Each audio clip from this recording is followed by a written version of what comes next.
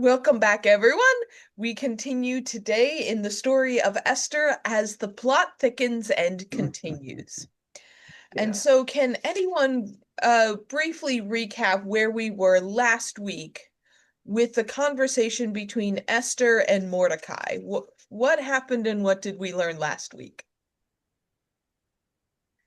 She's ready to risk herself Right. um, and Yeah. appear before the king. And Mm-hmm. I think that took a great amount of courage on her part to do that. Mm-hmm. Mhm. So, as a reminder, why is it risky for Esther to appear in front of the king? Well, it's against their custom that nobody should appear before the king without him asking them or inviting them first. And Mhm. she was the one who went into the king without an invitation. Right. So And we he don't hasn't know. in- Oh, yeah, go for it, B. he hasn't invited her for 30 days. So Right. So we have this twofold situation. We are told that no one is allowed to appear before the king without an invitation, punishable by death. And also, the king hasn't invited Queen Esther to appear in front of him in a month, Mhm. which A- means, and she's Jewish. and she's Jewish. We don't know Yeah. if the king knows she's Jewish, but Oh.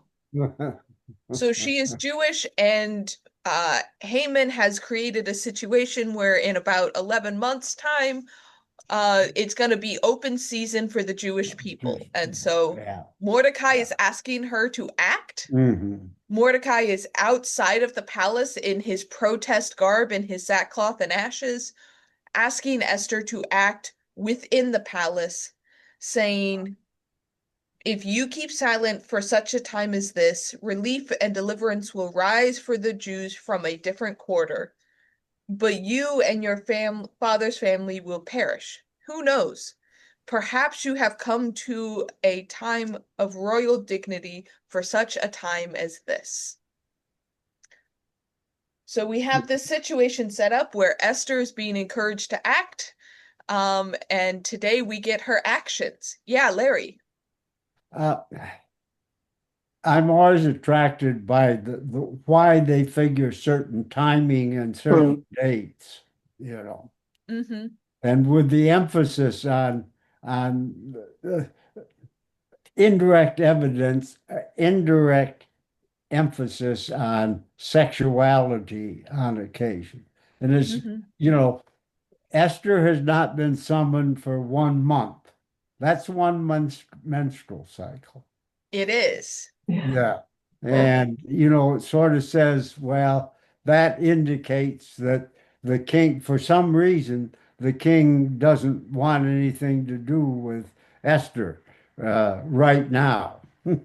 Mm. I had not thought about that. You're right. That is in a way, um, I'm trying to think through this here. You put me on the spot because the king has many Yeah. women Oh, accessible yeah. to him. Like it's not that he gets like one sex act a month. But Yeah. Esther, if he wants an heir, and Esther's now the official queen for the official heir to the throne. And Mhm. so it's one of those, it is interesting that her attention has been deprioritized Mhm. when you would think that this king would want an heir to the throne. We Yeah. don't know of any other children in the picture. They may or may not exist. We don't know if Vashti father or um not father children had any children who would then be first in line, but Esther would be the primary queen to father the official royal children at this point. Yeah. So, Mhm. but why did they say a month, Well, he likes to drink instead a of lot. 6 weeks or Mhm. 39 days or something or other? Mhm. But they pick something that has a reference as to potential reasoning behind it. Right. Yeah, that is probably in the background somewhere. I don't deny that. I don't know the full implications of it though, but there Yeah, does seem to be who something there. knows? Mhm. So, Esther, we start today's chapter today by Esther putting on her royal garb. The Jewish people have fasted on her behalf, giving her courage, and she stands in the inner court of the king's palace opposite the king's hall. So she's standing over here at the very edge. The king is on the other end, sitting on his royal throne, and through what would be assumed to be a crowded space. Like this is a hall with all your courtiers and all the people and Mm. people bringing food and waving fans and that whole fanfare. The king spies Esther from across the room. And what is his reaction? Pretty welcoming. Come on over. Yeah. Yeah. Yeah.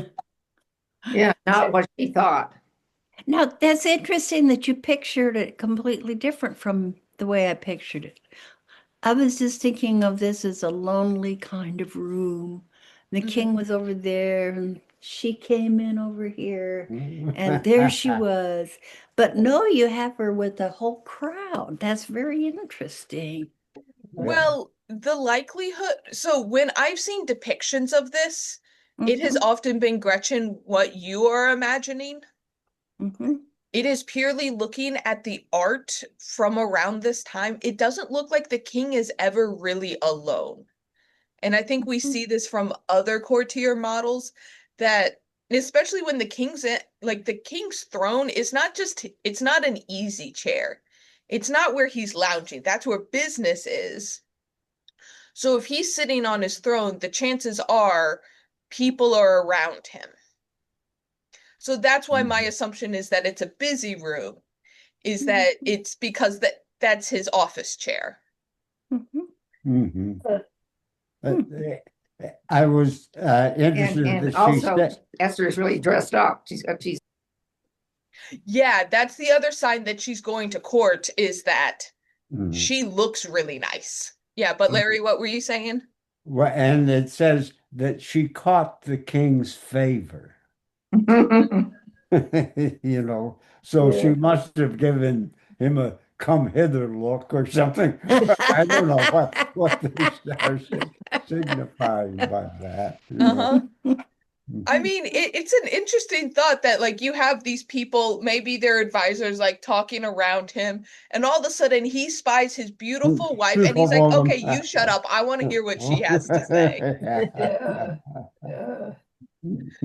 So we have this moment of dramatic tension in some ways like this is the life or death moment. I know it passes by very casually and the Yeah. king seems very receptive, but this is the life or death moment. She appears in court as just a humble city girl. Like she's not one of those like she went through the year-long training process, but she's also still not a princess that grew up in court. She probably has oh there's probably a My Fair Lady aspect of this. If you know Ah. the musical My Fair Lady, where they take a street urchin and they polish her to be a socialite. Mhm.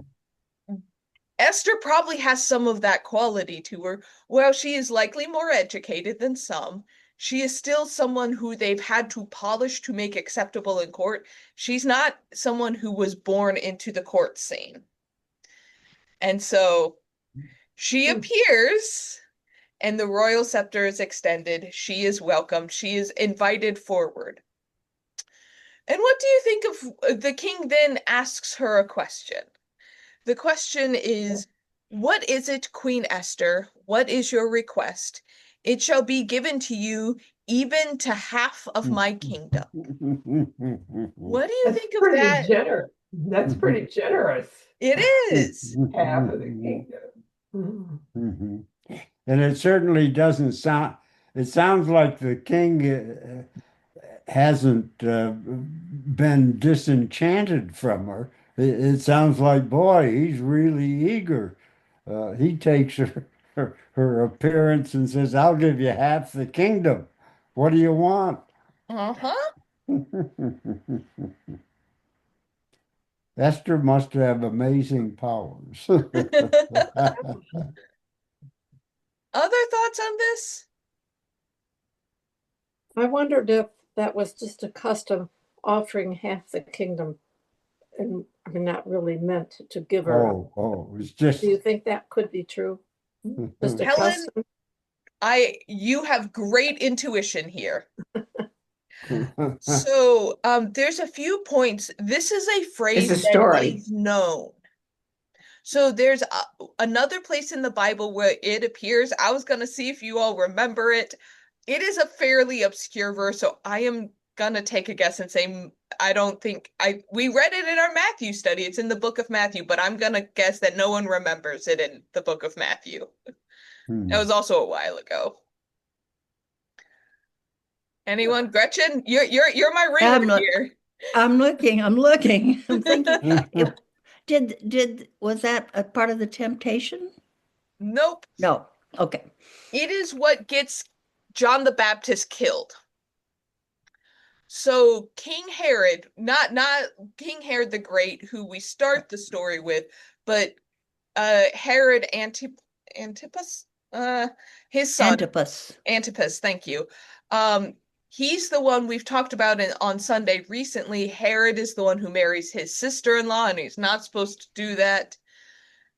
His wife's daughter, so not his daughter, but his wife's daughter. Salome. She dances in front of the king and his friends while he's drinking, and he's so enchanted by his stepdaughter's dance that he says the same line. What is it that you want? You can have up to half of the kingdom.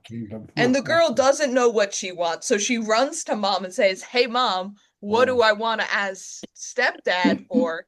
And Salome's mom says, "Ask for John the Baptist's head." Yeah.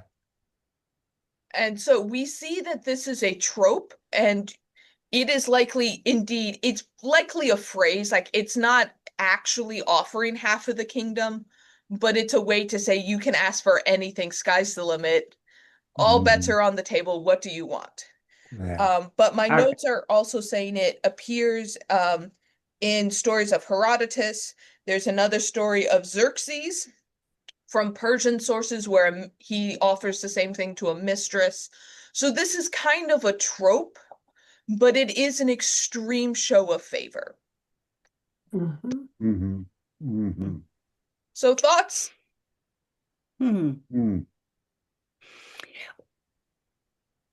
it is interesting that it's put in the text with Salome, with the John the Baptist. I mean, it was a choice to do that. Yeah. You know, I mean, they didn't have an eyewitness account. So I think it's interesting. And that too had kind of sexual implications. It did. Yeah, that story is also another one where it's like, how was Salome dancing that would make a king offer half of a kingdom? Yeah, that story doesn't, it's kind of an icky story. I don't. It's funny. I think it's strange. Well, she did tell the king what was really on her mind in her reaction. She didn't say anything about the Jewish people or anything. She just said inviting him for dinner. Yeah. Okay. Yeah. Whole big moment. Esther is risking her life for the Jewish people, and she can ask for anything in the world. And she's like, "Can we have dinner tonight?" Did that feel anticlimactic for you all? Yeah. And Haman also. Haman also, yeah. Doesn't sound very intimate. I want to provide dinner for you and your drinking buddy. I think that's a plan in her mind. Yeah. She has a thought as to how that's going to work to get what she wants. She does have a plan. That is for sure, and this 100% is part of her plan. So why is her plan to invite the king to dinner?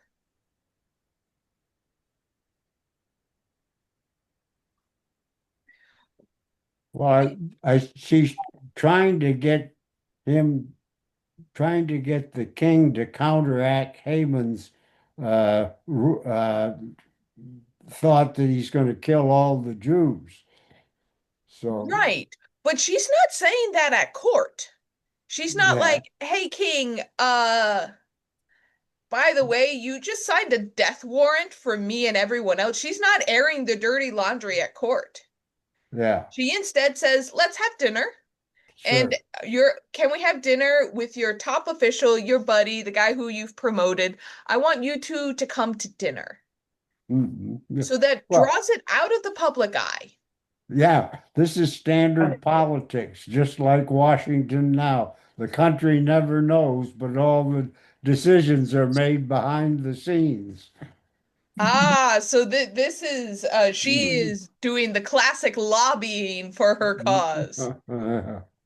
She's gonna wine and dine the king.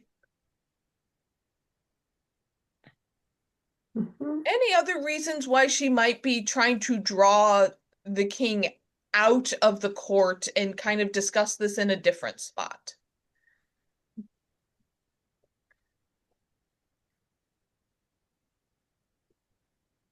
But she Well, doesn't discuss it. No. Oh. What do they discuss at the dinner? So the first invitation is basically for another like, dinner. let's have dinner tonight. That's an immediate like, "Hey, I've prepared things, hon. Can we have a nice dinner tonight?" And so at that dinner, what do they discuss? Mhm. Forget. Can we have dinner again? Yeah. Yeah. What? Esther, here's your chance. You have his ear. And she just invites him to a different dinner. Why? Well, she's working up to what she really wants and doesn't want to do it too quickly, maybe doesn't want to shock the king. Maybe she's just kind of working up gradually to it. Mm-hmm. Now, the people at the two dinners, okay, is it just the same people? Yep. So this is a dinner Yeah. for three people. It is the king, Yeah, it is Esther, and it is Haman. yes, So both Haman's at times. both of the dinners. So Haman's at both of them. Well, okay. Yeah. It's a little bit like keep your friends close, but your enemies closer. So, yeah. Uh-huh. Mhm. Hmm. But I am puzzled about the dinners myself. Well, Why Well, she two? does say, and Gary has tomorrow an I will idea. do as the king has said. So And that's her promise that at the second dinner, she's going to actually ask the question that she has. The king knows Mhm. she's after something. Mhm. All right, Gary, what did you want to jump in and say? well, it seems that I don't know the way I read it that they were they set up Haman to think about how great a guy he was at the first dinner, and he went home with the idea that man he can walk on water, and so it sets him up, and he was as important as the king to in her plan. Oh, right. Yeah. So why prop up his ego? Like, he's her mortal enemy. He is the one who crafted her death warrant. Mm. Why make him feel like he's as good as the king? Why is that a strategy? Well, it made him very sensitive to Mordecai's reaction as he went home, or whatever it was, as he went past the gate, that Mordecai ignored him as usual. That was a contrast that really got him fired up. I don't have to take that. Right. So in some ways, Esther doing this banquet or these two dinners endangered Mordecai. Mhm. her actions put Mordecai in more danger because now a my notes are saying that 50 cubits is about 75 feet tall. They have built a gallows in City Square that are 75 feet tall, meant for Mordecai, and that happened because Esther pumped up his ego. Mhm. Mhm. So why is it still worth it to pump up Haman's ego here? He thinks he can get away with anything. He can do what he wants. Haman, I mean. Yeah. But Why allow him to? Look, she didn't tear him down immediately, and she Mhm. didn't ignore him. Like I'm saying, she knows that she is I, increasing the ego. Yeah, Sue? Yeah. I was going to say that it's a way of kind of distracting him, I think, from maybe doing what he was planning to do or making him feel special. Mm. Well, Well, So I if thought that's similar. yeah, she might think she's either got to do away with Haman or find some way to make something Mordecai was happen to standing by the Haman gate. to take him out, so the whole Jewish population doesn't get decimated. You know. mhm. Right. Mhm. There's another answer, huh? I mean, there's theories that I have. This is one where like it's an interesting story, but like I don't know if there is a right answer. Mm. Um, my yeah, was someone else gonna jump in? I heard a breath. I was going to jump in Yeah, just go because for it. I never can stand a silence. But no, I was just thinking how good it feels for this story to have him build up.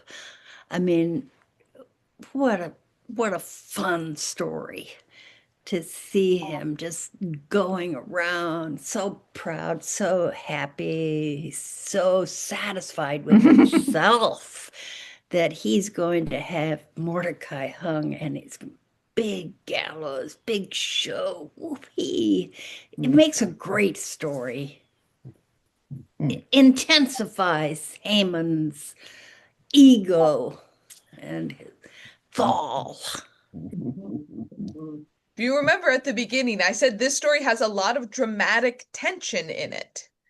Mhm. Um, excuse me, which is one of the things why people comment that this story feels more modern than a lot of other things in the Bible, because right now we have an entire population of people that is hanging in the lurch. We have a personality feud between Haman and Mordecai. So that's like just a personal one-on-one feud. And so that one's kind of out in the open, but also like backdoor deals are still being done. We have a queen that is secretly in peril. Like the king doesn't know the queen's in peril, but the queen knows she's in peril. And Mm. now we have this series of banquets where the evil one doesn't even realize he's being set up. And now we have Mordecai who doesn't know that he's also being set up by the villain a second way. And so we have all of these things where characters don't know what's going on with other characters, and we have all this tension, and it makes it a really good story. Yeah. So here, I will share with you all my theory of what's going on here and why Esther is doing what she's doing. Mhm. So there is one part where inviting the king to dinner means that she is taking some, like she would have some access to resources. She would have some kind of stipend or a little bit to manage basically her maids, her wardrobe, her like she would have an allowance. And she is spending her allowance to spoil the king. And that is showing her favor. She's doting, which makes him indebted to her. That one we do know that he, like, she is positioning this so she has a little bit of power in this situation. She's using her resources as queen to dote on him. So he's like, okay, what do you want in return? And the fact that it is in two phases shows that she's doing planning. She's arranging this. She is courting his favor and making him indebted to her. And he knows this. He's willing to go down this path. So it's not like she's duping him, but she is kind of buttering him up, Mhm. making him trust her, showing that like she's kind and caring and all of the like she's portraying the like ideal queen who dotes on the king. Like she's playing a part. In a similar way, by inviting Haman, who's like we've seen, they're drinking buddies. This is his top right-hand guy. So this is not an intimate night together. This is, hey, I'm doting on you and your best friend. Okay. It puts Haman's guard down. And this is one someone said, keep your friends close, keep your enemies closer. That's exactly what's happening here. But it does feel truly ironic that Haman then goes and brags about the Mhm. queen favoring him because he doesn't know the queen's Jewish. And Mhm. so he's Oh, signed a death warrant for the Jewish people, and here he is bragging that the Jewish queen loves him. And so she is setting him up. But it also, in a way, how do I say this? By inviting him, she is showing that she is a better person than Haman because the king is now witnessing her be kind to her mortal enemy. She is not being vindictive. She is not calling him out. She's not embarrassing him. She's actually feeding him. And so she's definitely manipulating this situation so the king sides with her. She's like, "Look, I fed your buddy even though your buddy's trying to kill me." Mhm. And that is mhm. using soft power in like the realm that she can. She's not trying to fight Haman in court in the men's circle. She is drawing this issue into her area of power. Okay. So the king knows that Esther is Jewish, is Probably not. that or not? So Probably not. neither the king nor Haman Correct. are Right. aware. Okay. Okay. That is one of the features of the story is that that's why I made a big deal earlier that she's probably not keeping kosher. She's dressing the way they dress her. Hmm. She is not Hmm. outwardly Jewish looking. Mhm. Okay. Yeah. She is dressed like a Persian queen. She is eating the food that they serve her. Okay. So no, there is a big secret that she is Jewish. Okay. Yeah.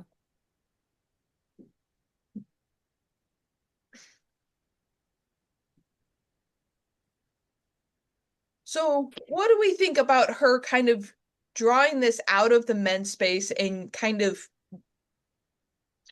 using the power that she has in as like a feminine power, a soft power, an emotional influential power?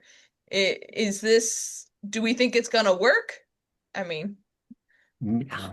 Well, she The doesn't risk. have much choice. She doesn't have an army, uh-huh. so she's got to use her wiles because her goal is to save Mordecai and the rest of the Jewish people, correct? Mhm. Yeah. Including herself. Now, let me straighten this out again. Who knows that Mordecai is Jewish? It He's is open. He's Does yeah. the king know that? Does Haman know that? yes. Mhm. Mordecai Okay, is that's well known for being Jewish. Esther okay. is not. Okay. Even though Esther seems to hang around Mordecai.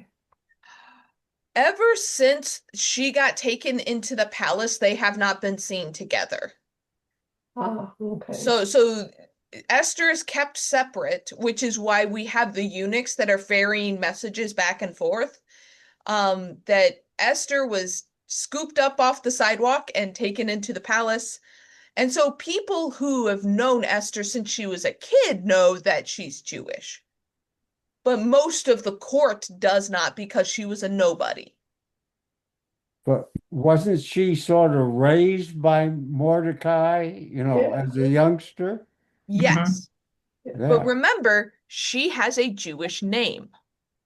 She is going by Yeah. likely a different name than she was given at birth. So she has a Persian name that she is going She has a by. Persian name. Ah, oh. Hadassah is it Hadassah? Is I her believe Jewish name? so. Yeah. Dasa is her real name. So little Hadassah from the block got raised up to be Queen Esther.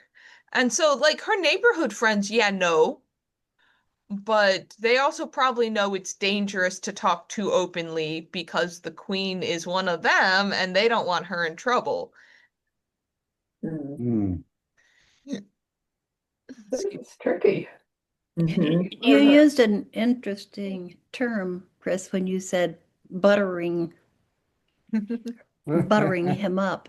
And it turns out that that is from India. That in I looked this up. Well, I should have been listening, but they threw butter balls at the god who would grant you favor. So it was throwing something good at this god who would give you favor. I think it's fascinating, and the image of that is really kind of interesting, isn't it? Yeah, interesting. I just thought bread tastes better when you put butter on it. Yeah. But I think it's odd. I mean, Haman is the kind of person that really fell for it. And he is bragging all over the place about how great he is. Yeah, he Yeah. is second only to the king himself. Look, even the queen dotes on me. Mhm. And that is interesting. You make an interesting point, Helen, when you say he really fell for it. Oh, he did. Yeah. I mean, a person without so much concern about his ego, it might have just, gone by them. Right. But Haman is concerned about his stature and his ego and looking for examples of showing. Like, I mean, he looked for Mordecai, who didn't bow down to him. He's very sensitive about himself. It's going to hang him. Yeah, he says, Right. yeah, Haman says it doesn't do him any good because he hasn't been able so far to get rid of Mordecai. I mean, Yeah. I'm going to get rid of him. So, Yeah, Gary? Kind of as an aside, but I think it's interesting the storyteller here weaves in the fact that what's his name? Haman's wife was the one that instigates the horrible death of Mordecai. And I think it's kind of interesting to play the two characters, female characters, one against the other. Yeah, we have this contrast here of so after Queen Esther's dinner party, Haman goes home and has another dinner party where his friends and his wife are there. And yeah, what feeling or so once again we get a named woman. This is one where the wife had his Haman's friends don't have names, but his wife does. But Yeah. we have this wife who also has a plan. So now we have these three women. We've had Vashti, who defied the king and got banished. We have Esther, who has both obeyed orders and gone against orders. And then now we have Zeresh, who is helping out Haman in his dastardly plan. So how do these women compare to each other? They're all manipulators. Yeah. There is a sense of that, Larry, I think, and that Absolutely. Zeresh is only she's playing to her husband's ego as well. Yeah.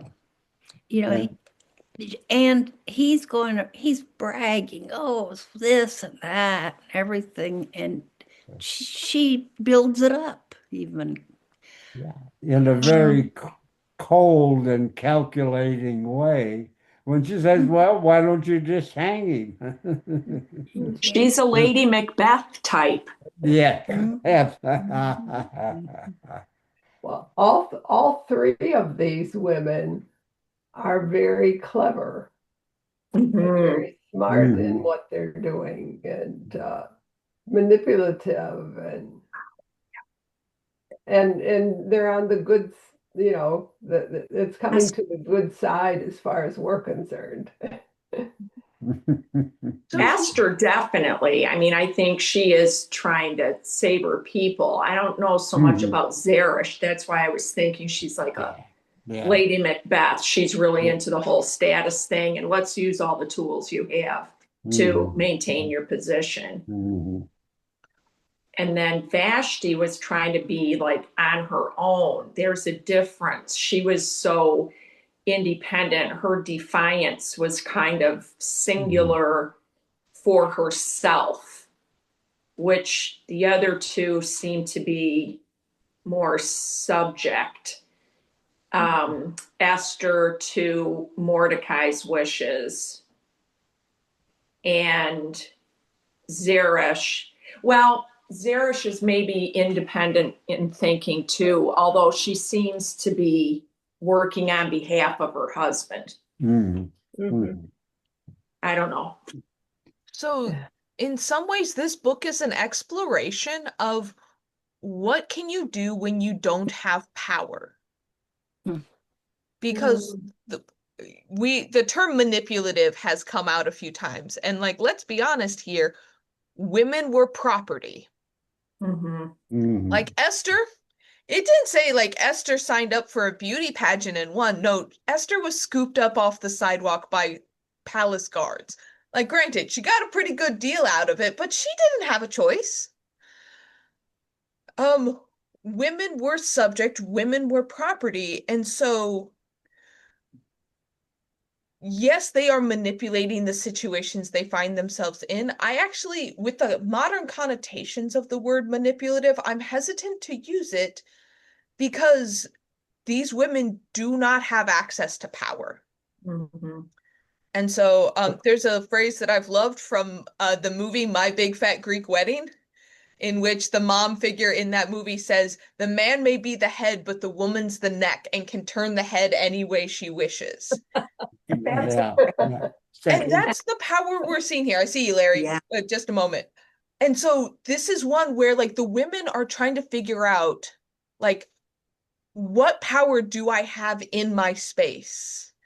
And there's a thought that this book is maybe written by women because we see complex women trying to figure out where they can have power, where they can have voice, what they can control, what they can't control, what are good ways to use feminine power, what are bad ways to use feminine power. And it's all of this from a position of being fundamentally powerless. And it's interesting that the Jewish people in this story are somewhat feminized because it is easier for a subjugated group of people to relate to a woman who has no power in a patriarchal structure. And I think that's why we're getting these interesting depictions of women. Some of them are good, some of them are bad, but they're using the same tactics, just in different ways. Anyways, Larry, what were you going to jump in and say? Well, I think these women are looking, how can they use their leverage? Yeah. In other words, what leverage do they have to try to change the directions of the way things are going? Yeah, Helen? I was just kind of putting a picture in my mind of this when it says that Zeresh and she got all of his friends to say, let's build this gallows. It's sort of like a mob thing. They get all strengthened up, but because they have kind of a support from each other to do this thing, build this gallows. But I think she got all the friends to pull it all together. And that made Haman even more willing to go the extra mile. I can imagine the one thing I will say that is sympathetic to Zeresh is Haman sounds like a not nice guy all the way around. My guess is it is better to make him happy and find ways to manage his emotions. She may be doing this because if Haman's in a bad mood, it probably gets taken out on her. So this sounds like a woman who has strategies of like, you're upset. Okay, let's handle the situation. I'm gonna get rid of this guy because as long as you're in a bad mood, my life is hell. That would be the one sympathetic thing I would say, because that's often the dynamic I see with bad men is you sometimes get a wife who's a manager then.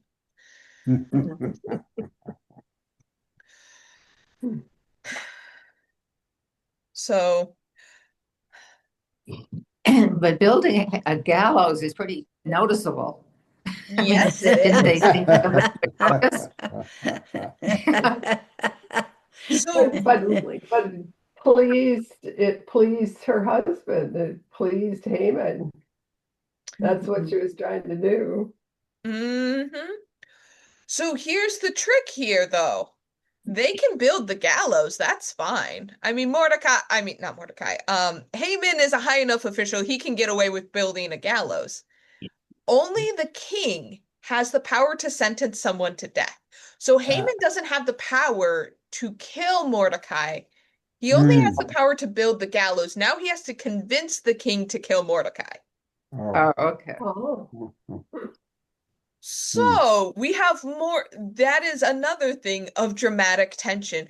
We have literally this big implement of death built in the city square, and it's not technically for any one person yet.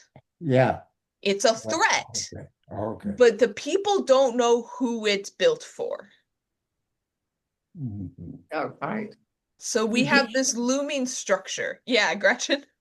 Well, it kind of reminds me of being in Europe, and you're at a city, and right outside the wall is one of those things where they throw dead horses at you. One of those giant. The trebuchets. And so that whole thing is a kind of another example of terror surrounding this community. When you see this, it'd be like having an electric chair at the corner of the street that you go by all the time. And those things, they not only, it might please Haman, but for the rest of the society, that is a really unpleasant image. Another Trojan horse. Yeah, so I mean, thinking of like how it affects the square and the people in it, we've just had an edict go out that says like, hey, on this date, you can kill Jewish people and take their stuff. Also, here is a gallows. We're gonna make it easy for you. You want to kill him? Here it is. What do you think that does to people on the streets when you have part of the community that's been threatened with death and annihilation, and you have an implement of death that is 75 feet tall, bigger than a lot of the buildings, or at least as big as a lot of these buildings, just there as a threat? How do neighbors react? What kind of conversations are happening as people walk by? If I were walking by, I would avoid it. I would try to avoid it. I would look the other way. I might whisper, "That's ugly," but I wouldn't. I don't want to get close to it. I think it heightens the sense of insecurity in the community. If you're a non-Jewish person, if you're a Persian, a citizen of the state, and you've seen that, hey, the king has signed a death warrant for the Jewish people. Hey, look, there's a gallows. What's the conversation gonna be? Yeah, Jennifer? I think it starts giving people permission or a sense of now we don't have to treat these people like good people. There's something scary. So, and that might make people who are moral and don't want to personally, I don't know about the time period, but you might have people who want to work against that. I don't know how likely that is, but in some sort of protest, but you might be sort of sowing some division, or there might be tests of loyalty. I don't know. I think it would be empowering for the evil doers. I don't know. I think if I were the average peasant, I'd say, geez, I hope that's not for me. Yeah. Next. Mm-hmm. In all likelihood, people would suddenly want to distance themselves from Jewish people. Hey, if all your friends are Jewish, they might mistake you as being Jewish, so maybe you don't want to go over to their house as much. Right. Maybe you don't want to buy from the Jewish vendor, because what if they think that you're one of them? Yeah. Maybe you have the crazy uncle that is starting to say things that the guy who's like, well, if the king hates them, they must be pretty bad. They probably deserve the gallows. This causes division. Yeah. Okay. So I think there's probably more danger than just the one day of open season. This is damaging to the community. That one group of people is targeted, one group of people is said to be the problems of society. The Jewish people are probably gonna start getting blamed for a whole lot more than just being outsiders. Boy, it's just contemporary. Yeah. I You hate said that it is. Amazingly so.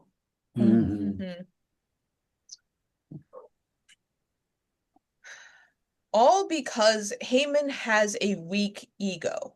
Because the other lesson here is like, if Haman had thicker skin, none of this would be an issue. Where I feel bad for Haman, because his head must be in a sad place to be. He has everything. And yet he says it's worthless as long as one person refuses to acknowledge it. How do we learn from Haman's mistake? Because that's a terrible way to go through life. How do we guard against that? Have you all ever had a time where it's like there's like one person who's just a thorn in your side, who like feels like they're stealing your joy? How do you deal with it? Well, I sort of stay away from them. Avoid that person.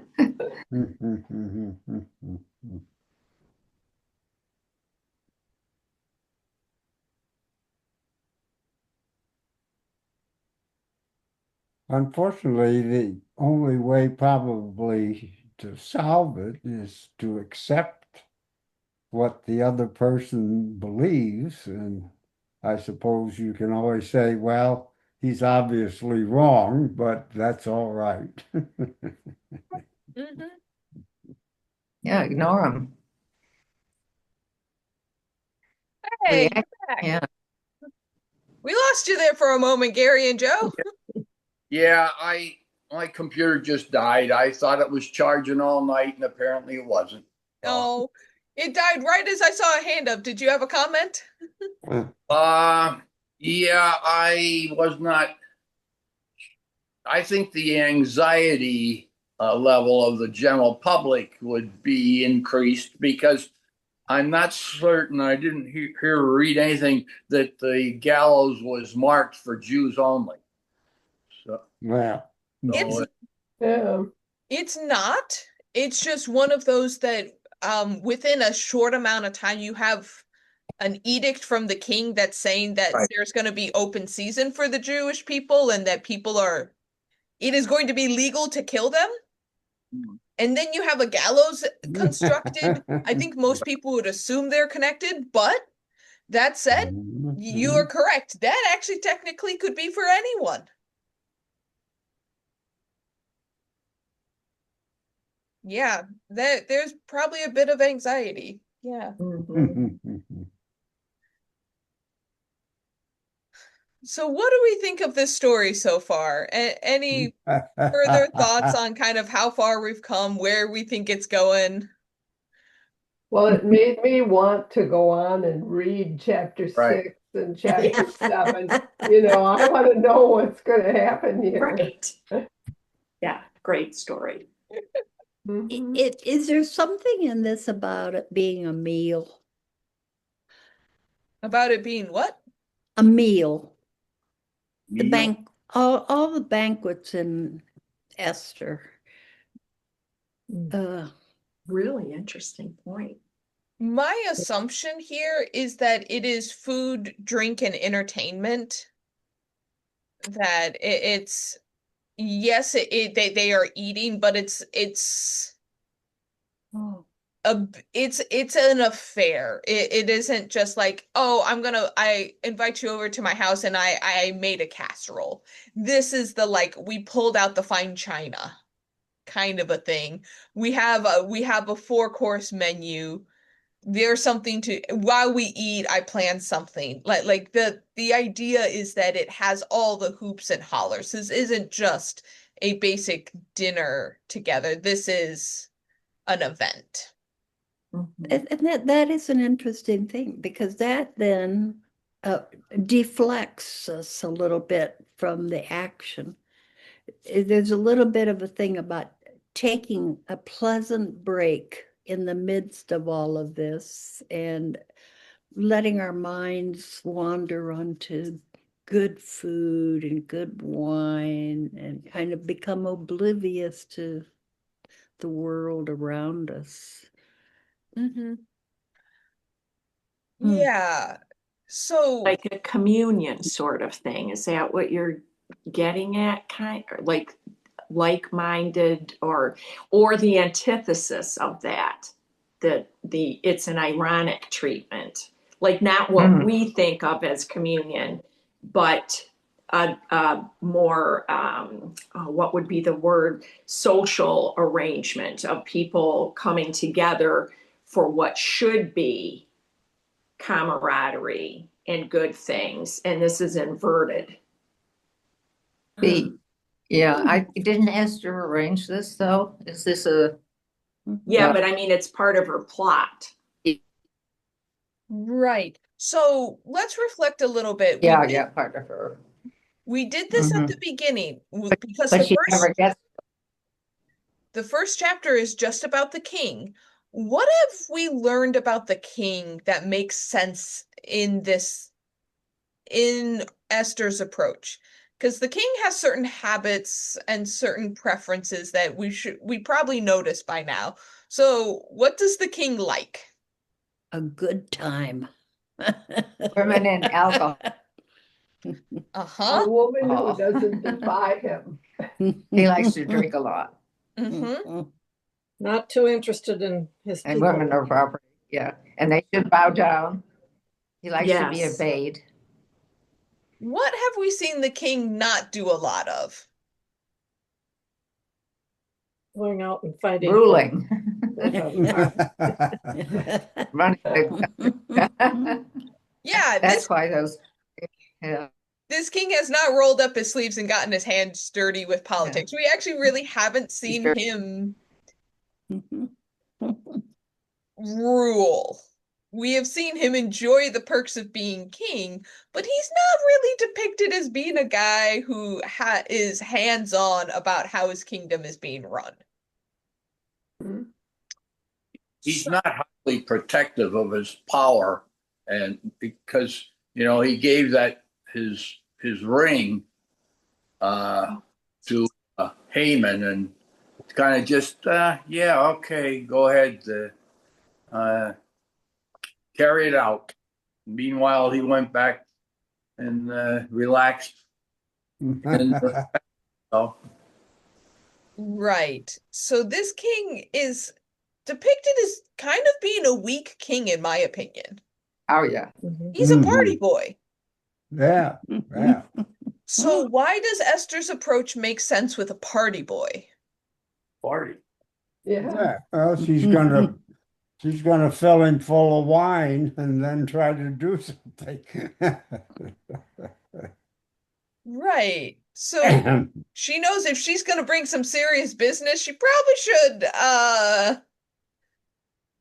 tread lightly. He may not respond well if you go at him straight with politics. Like even Haman had this approach, if you remember. The king and Haman were basically playing a drinking game when Haman was like, "Hey, there's this group of people. Can we kill them?" Like even Haman kind of came at him through a party lens. Yeah. And so Esther's doing something similar. Well, gotta use your leverage. Right. Our textbook that goes along with this says that the king has the DTs and he Oops. can't sleep. I don't know if the alcohol does keep people awake. So that's in the next chapter, he says he can't sleep. So we know he drinks a lot. Absolutely. Yeah, I'm still turning pages. Yeah. So yeah, we're kind of at the tipping point where all of the dramatic tension has been set up. All the players are on the board, all the pieces are there. We now get to play out the rest of the story. So if you want to read ahead, you can. You can just see how the pieces all play out. But the board is set. That like this is the middle point. We have the characters all lined up. We have the dramatic tension of who knows what. We have both the impending genocide, we have the gallows, we have the tension between two people. Now the second half of the book is see how it unfolds.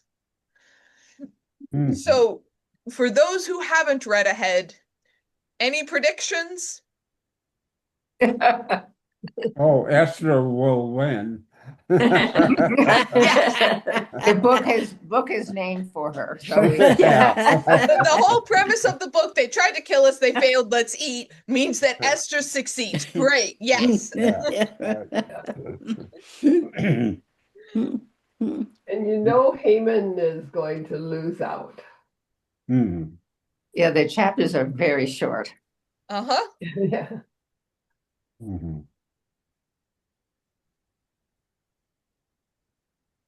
And usually, if there's any resolution, a lot of people get killed. That's always what happens. There are a few twists and turns that, based on the story, how it unfolds is probably a little bit different than you're expecting. I'll put that out there. But like I said, the pieces are in play. So with that, it is time. Should we pray ourselves out for today? Yes. All right. Let us pray. Gracious and loving God, it's interesting when we look around and we see people who are like Haman in the world. People who seem to have everything, whose egos are still fragile. We also see people that are like the king in this story, that seem to have all the power and influence and are still unconcerned with the plight of normal people. We give you thanks for people like Esther who look at the situation and use the power that they have, even if their power is limited. We give you thanks for those who are like Mordecai, who speak up and challenge us to act even when we are scared and nervous. We know that today the world is filled with tension and distrust, that there are people sowing seeds of division in our world because of insecurity and fragile egos and ignorance. So help us act for such a time as this. Help us be bold like Esther and Mordecai.